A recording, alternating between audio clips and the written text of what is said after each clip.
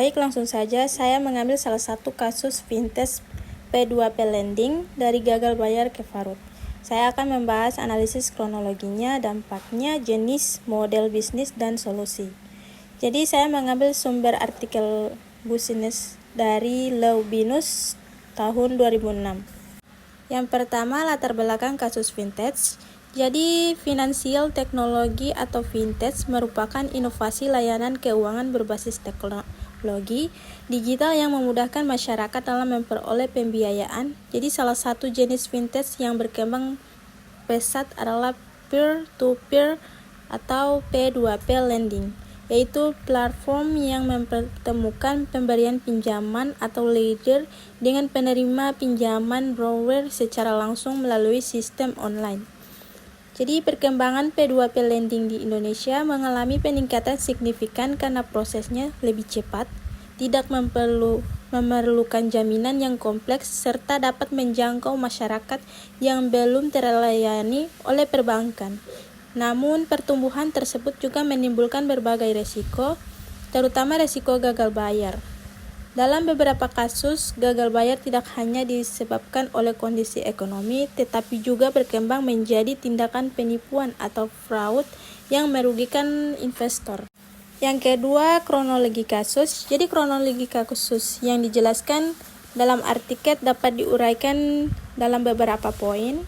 Jadi poin pertama yaitu industri fintech P2P lending mengalami pertumbuhan pesat dengan nilai pendanaan yang sangat besar.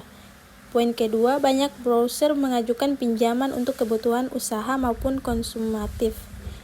Poin ketiga, sebagian browser mengalami kesulitan mengembalikan pinjaman akibat usaha yang tidak berjalan sesuai rencana. Yang keempat, gagal bayar mulai meningkatkan dan menimbulkan kerugian bagi lender. Yang kelima, dalam beberapa kasus ditemukan indikasi manipulasi data oleh browser seperti laporan keuangan yang tidak benar.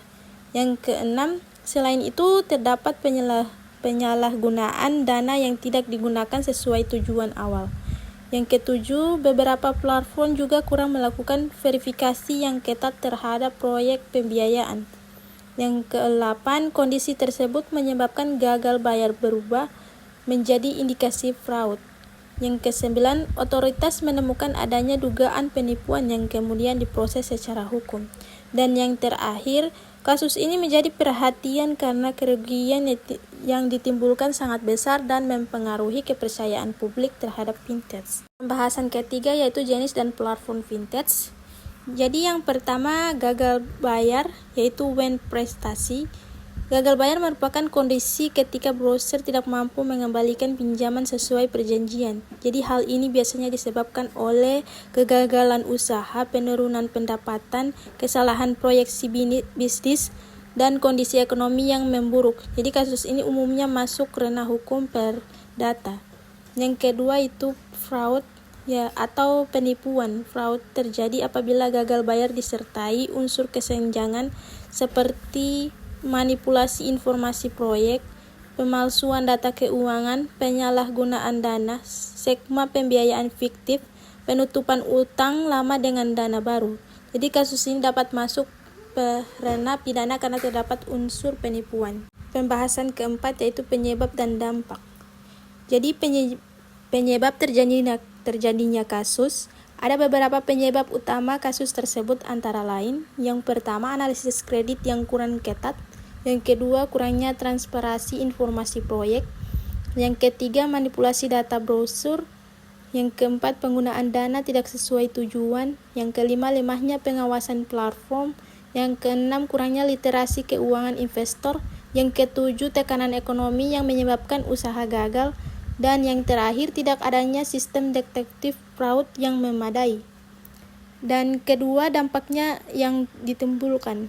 Jadi dampak dari kasus ini sangat luas, antara lain yang pertama kerugian finansial bagi lender atau investor, yang kedua menurunnya kepercayaan masyarakat terhadap fintech, yang ketiga reputasi industri fintech menjadi negatif, yang keempat meningkatan risiko investasi digital, yang kelima pengawasan regulator menjadi lebih ketat, yang keenam potensi penurunan pertumbuhan fintech, Dan yang ketujuh, timbulnya kasus hukum pidana.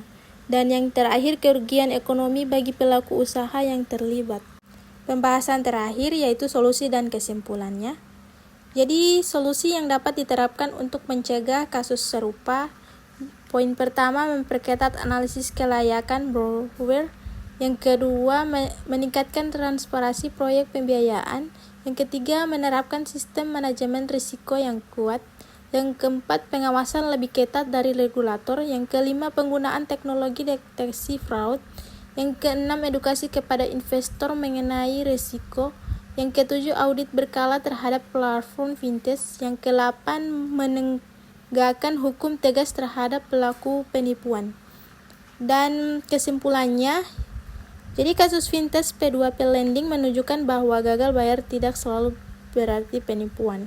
Namun, apabila terdapat manipulasi data dan penyalahgunaan dana, maka kasus tersebut dapat dikategorikan sebagai fraud. Oleh karena itu, diperlukan pengawasan yang kuat, transparansi, serta edukasi kepada masyarakat agar industri fintech tetap berkembang secara sehat dan terpercaya. Baik, itulah penjelasan salah satu kasus yang saya ambil. Terima kasih, salam sejahtera untuk kita semua.